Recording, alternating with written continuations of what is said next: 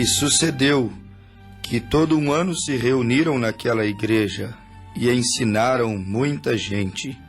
Em Antioquia foram os discípulos pela primeira vez chamados cristãos.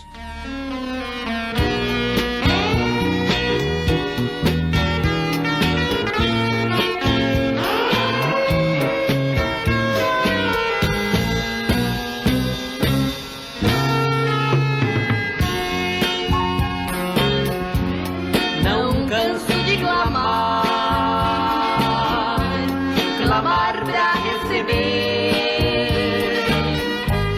como foi no passado, te peço ajoelhado, poder para vencer. As lutas são tão grandes, mas sempre firme estou, clamando ao Senhor, o bom Consolador, vem logo me atender. Clamando ao Senhor, o bom Consolador, vem logo me atender. Que Deus seja louvado, assim eu gritarei, porque livre estou, não sou apenas servo, mas sou filho do Rei. Que Deus seja louvado, assim eu gritarei, porque livre estou, não sou apenas servo, mas sou filho do Rei.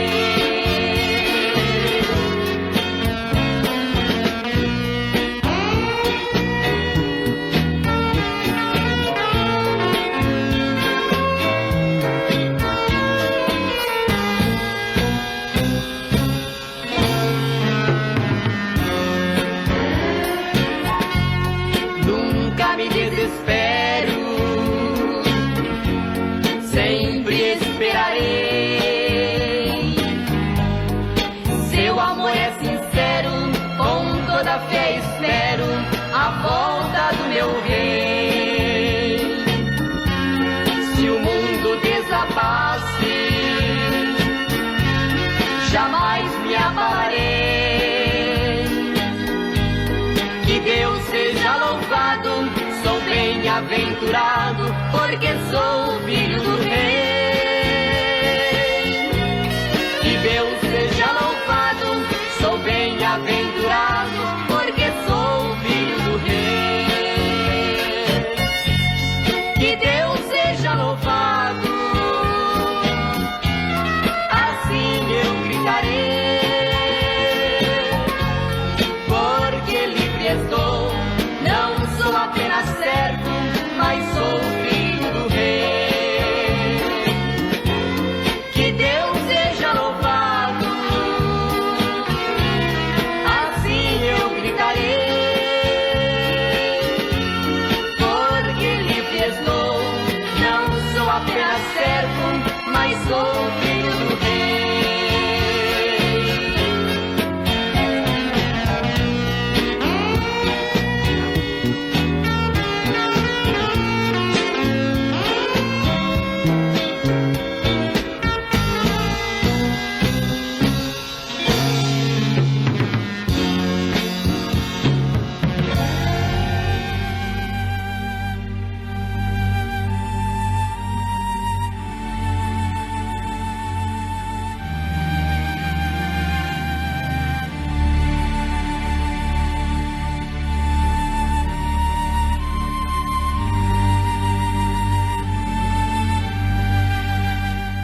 Hoje somos chamados de católicos,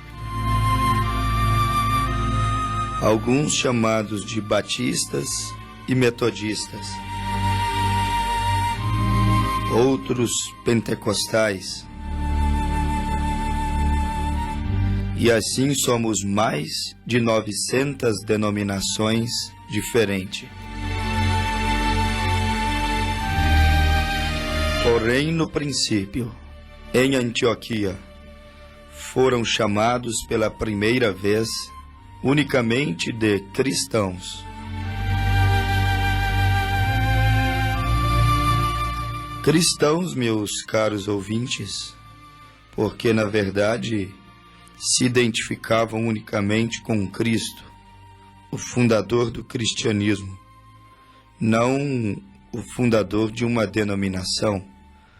Hoje os homens se identificam com uma denominação, com uma ideia doutrinária, com uma cor religiosa com a qual nos simpatizamos mais, com a qual agrada mais o nosso estilo, a ponto de termos igreja para todos os gostos, para atender todas as expectativas, independente se elas agradem ou não a Deus, independente se tenham que acrescentar algo à Bíblia ou se tenham que tirar algo da Bíblia.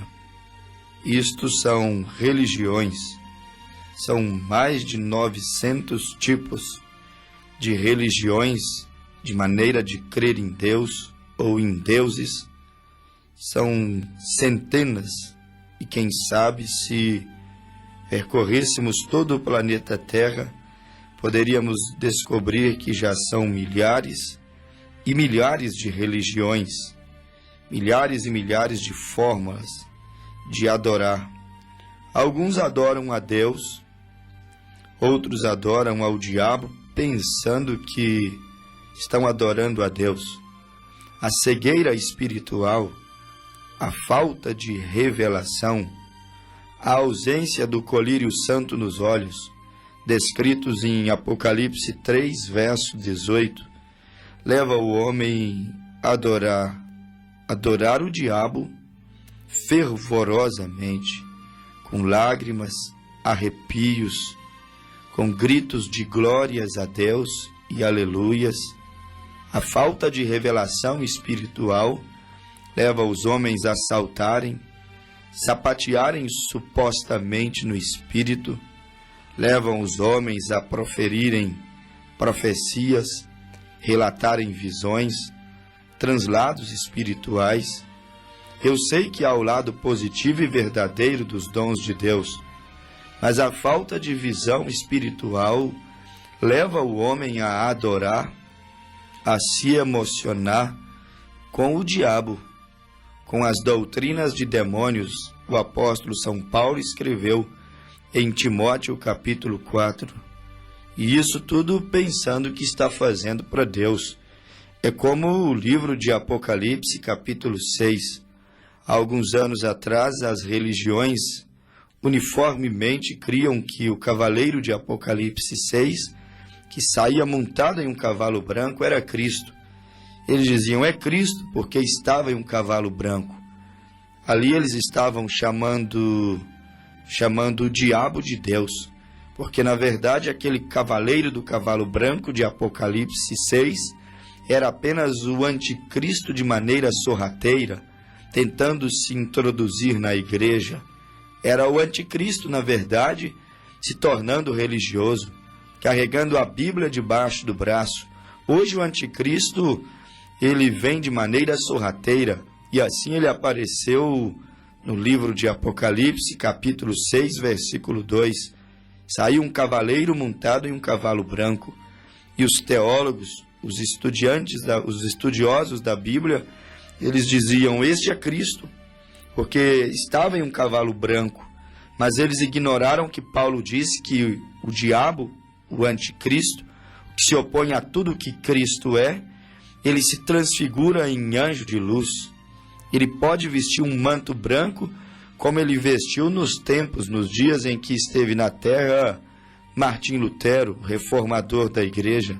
Nos dias de São Martim, havia homens que vestiam mantos de branco e diziam que eram profetas, eram homens de Deus.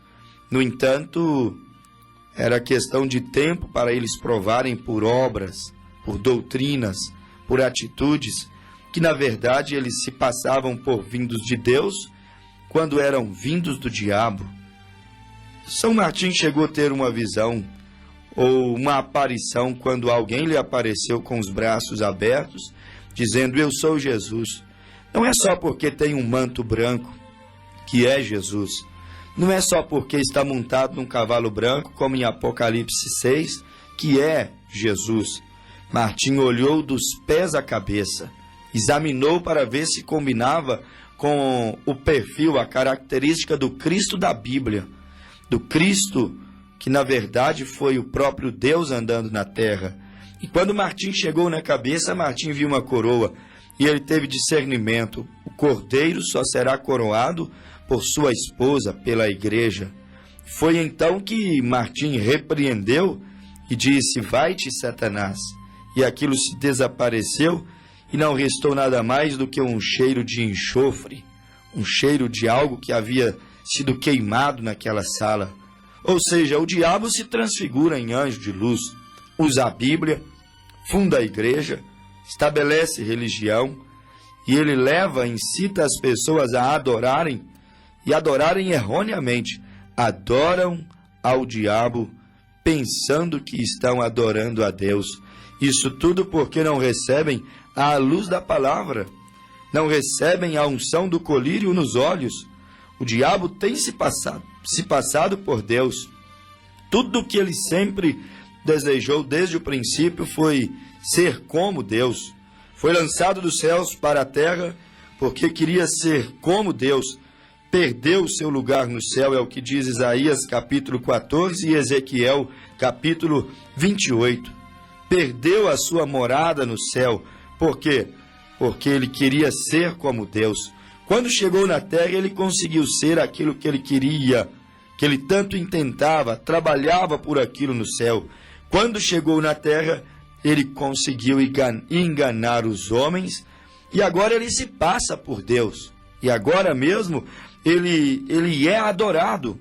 E agora mesmo ele tem sido aclamado no mundo, no pecado, tem sido adorado de diversas maneiras, inclusive dentro das religiões. Porque quando uma igreja toma o lugar de Deus, quando uma igreja ocupa no coração das pessoas o lugar que Deus deveria ocupar, é uma forma de ocultismo, é uma maneira de o diabo ser adorado em nome de uma instituição, em nome de uma denominação.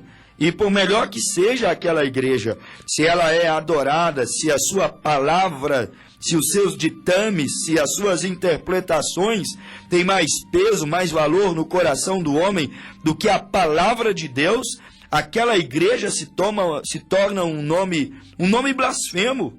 Por isso que nós iniciamos o programa dizendo: hoje somos chamados de católicos, somos chamados de batista, metodista, pentecostais, somos chamados de todos os tipos diferentes de placas de igreja.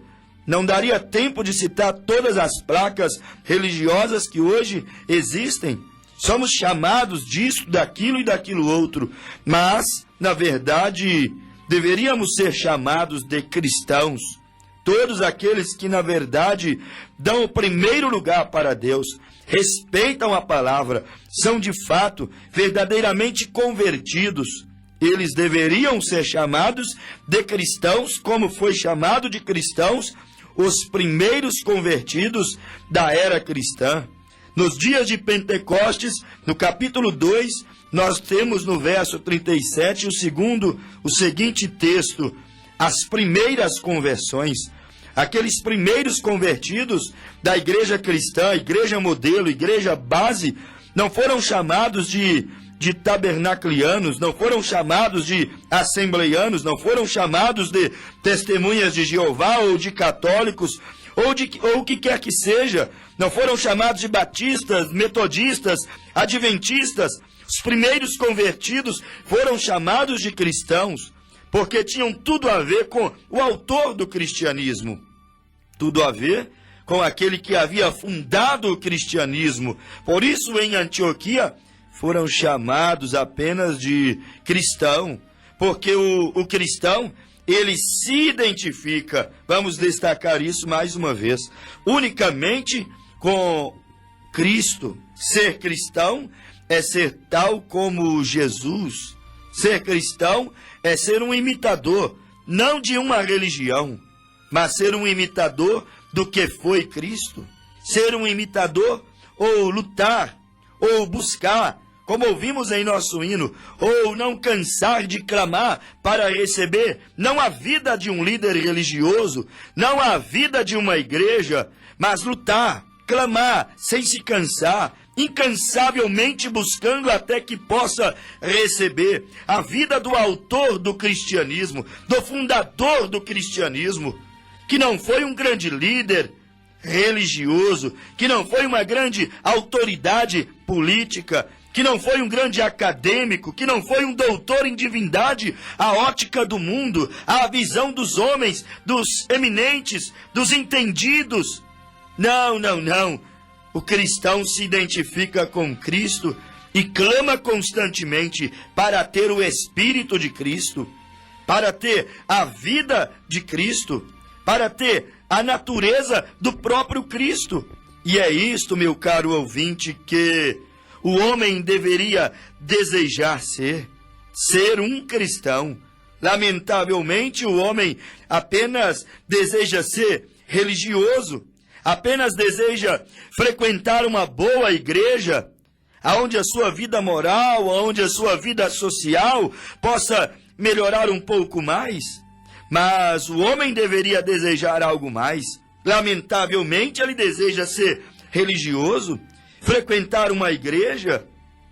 Ele deseja apenas, como que eu poderia dizer, ele deseja apenas associar, unir-se a uma igreja, não, na verdade, unir-se a Cristo, não, na verdade, nascer de novo, que é o caminho para a vida eterna. Nada contra filiar, unir-se a uma igreja, mas filiar, unir-se a uma igreja sem antes ter nascido de novo, meu amigo ouvinte, perderemos todo o nosso tempo na nossa caminhada aqui na terra.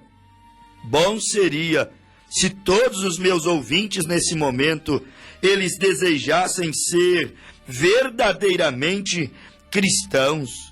Cristãos, seguidores de Jesus, para que, como diz Atos capítulo 11, no versículo 25 e 26, em Antioquia foram os discípulos pela primeira vez chamados de cristãos.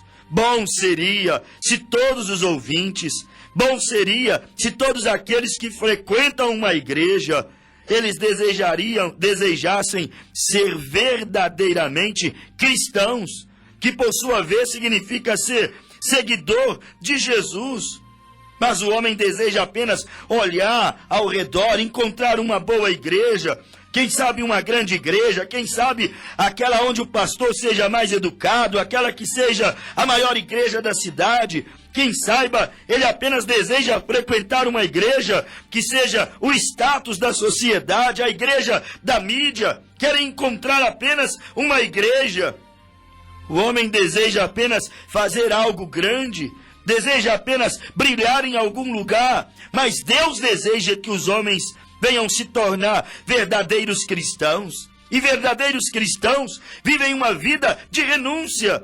Renúncia do pecado, renúncia da carne, renúncia da incredulidade.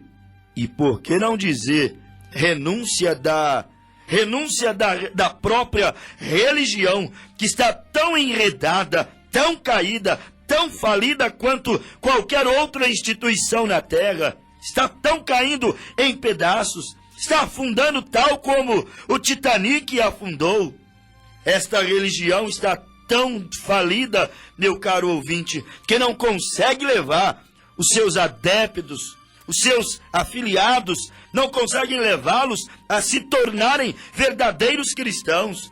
Porque a única coisa que leva um homem a ser um verdadeiro cristão é a pura, genuína pregação da palavra de Deus. E está faltando a pura, genuína pregação da palavra de Deus. É a palavra que conscientiza o homem do pecado. É a palavra que mostra ao homem como ele deveria fazer, viver, quais os passos que deveriam dar, o que deveria fazer e o que não deveria fazer, qual a experiência que deveria ter, para que então viesse ser verdadeiro cristão. Mas o homem tem falhado, deseja simplesmente fazer um nome grande para si próprio. Isto é o que o homem carnal de pensamentos tolos pensa. Eu posso ter a minha própria organização, eu posso ter a minha própria religião. Se eu apenas puder colocar tantos mil na minha denominação, quero mais 1 milhão para Cristo, será a maior coisa que eu poderei ter alcançado. Mas na verdade não é mais 1 milhão para Cristo, é mais 1 milhão para a denominação. É mais 1 milhão para aquele rótulo, é mais 1 milhão para aquele sistema religioso.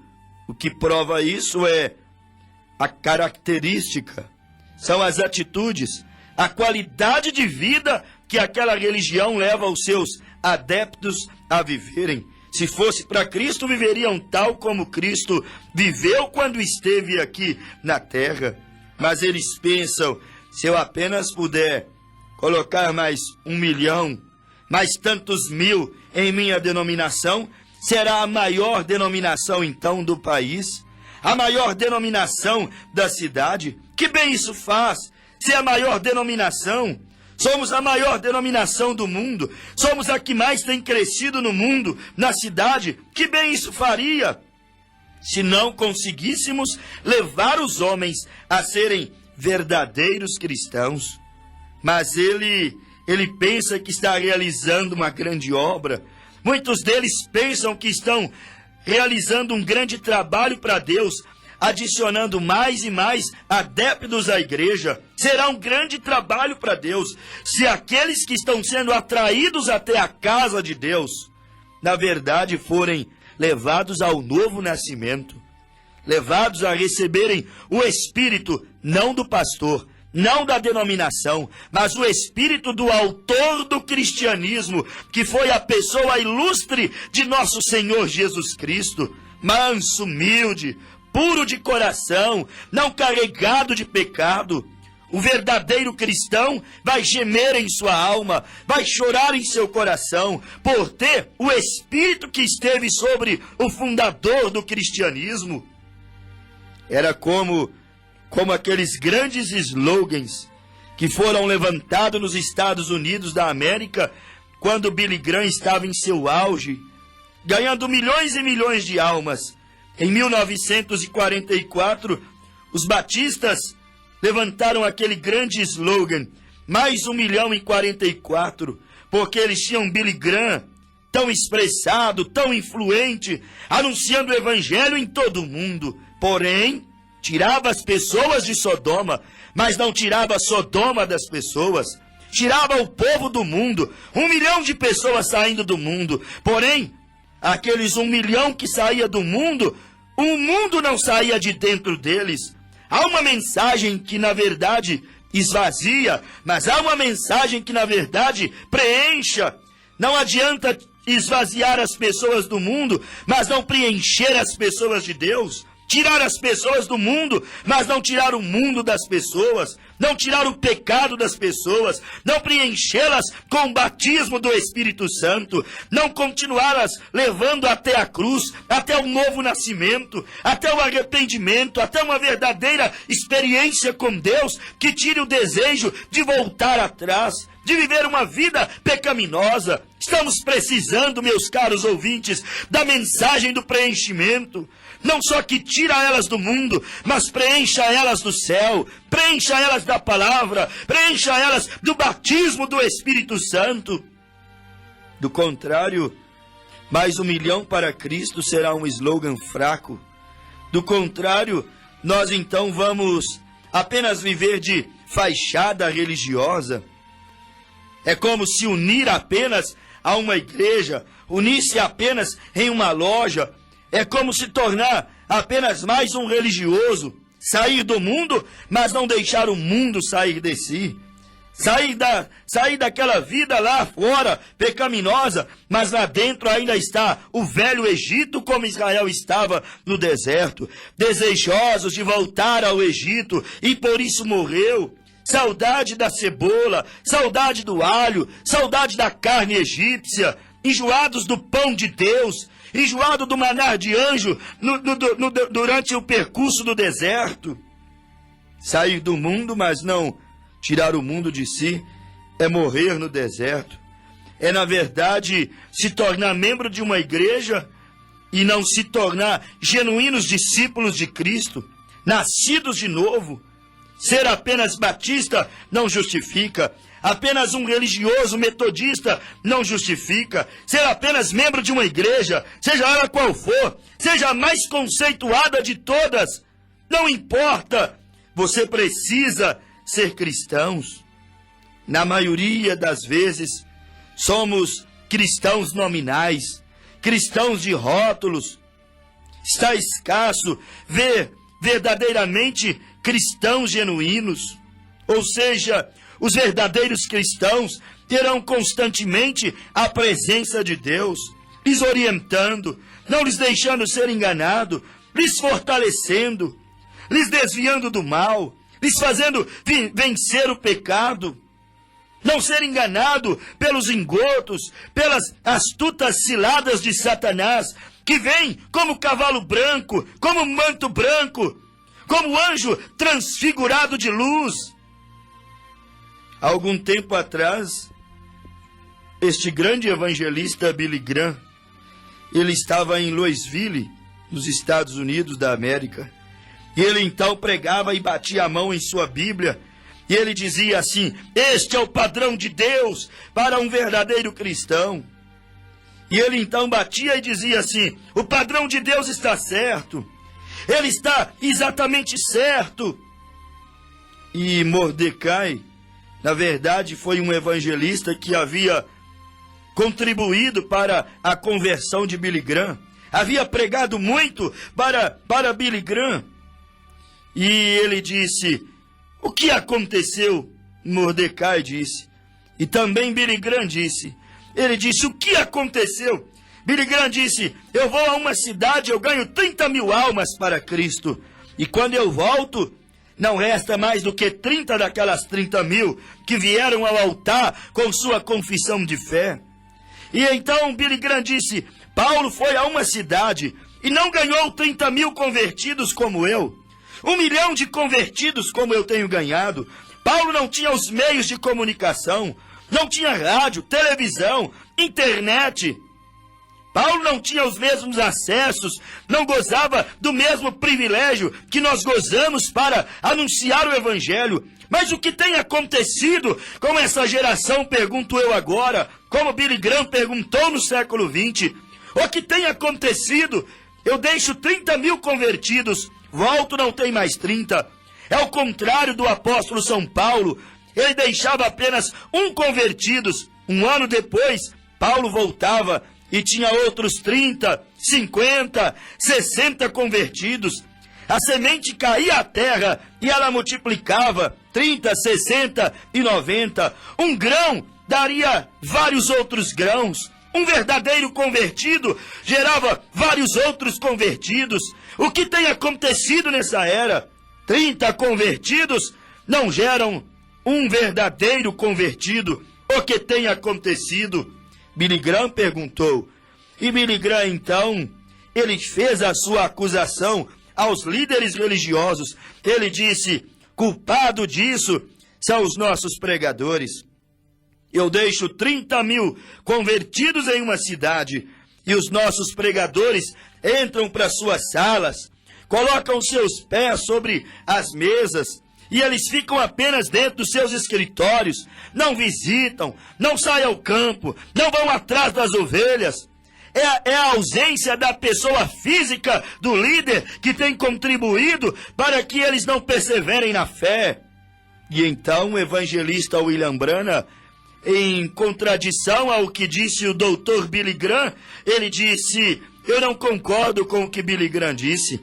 Visitar é bom, a presença física é muito boa, mas o que acontecia com o apóstolo São Paulo? Ele pregava para um e a sua presença física era fraca. É o que diz em 2 Coríntios 10:10. Paulo não estava presente. Paulo passava em alguns lugares uma vez por ano.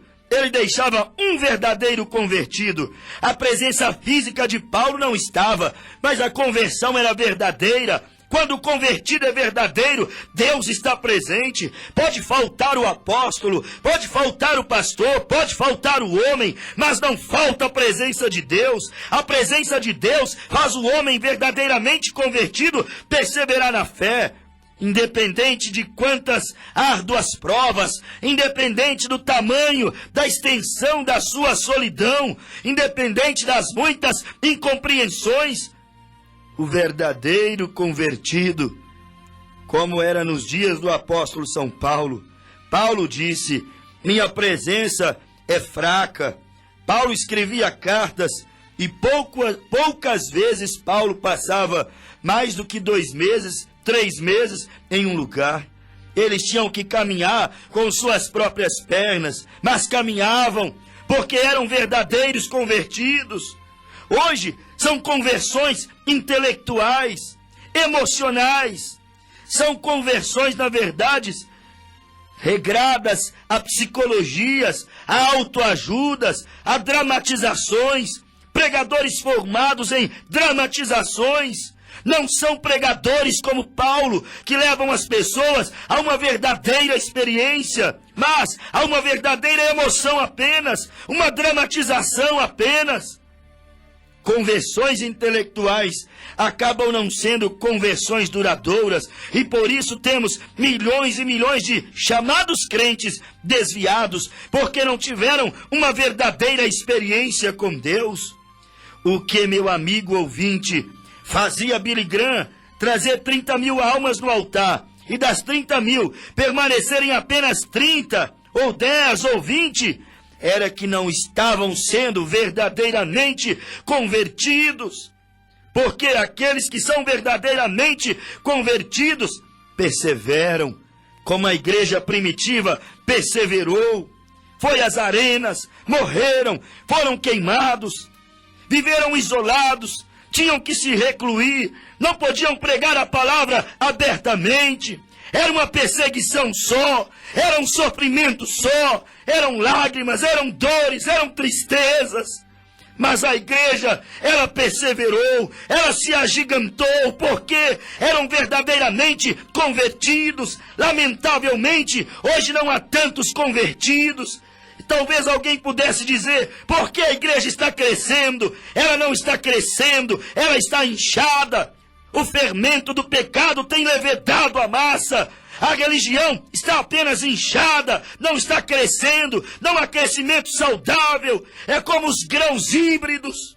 Sabe o que é um milho híbrido? É vistoso, é grande, é bonito. A espiga híbrida, na verdade, meu caro ouvinte, ela chama mais atenção do que o genuíno puro grão. Mas ela não pode produzir outra colheita, outra seara. Dá uma vez só e morre. Não produz.